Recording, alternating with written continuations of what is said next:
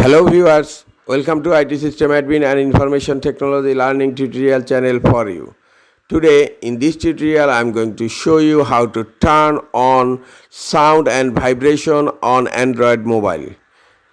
Sometimes it becomes very important for you, so don't forget to watch full video. To turn on sound and vibration on Android mobile, go to settings. Here you will find an option sound and vibration. Just click on sound and vibration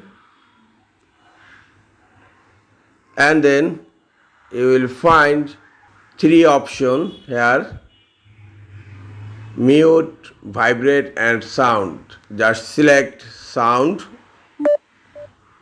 and below you will find vibrate while ringing. Now it's turned off. Just click here to turn it on. Now vibration and sound is turned on in my Android phone. This is all for today. Hope this tutorial is helpful for you. Keep watching for next tutorial. Thank you very much.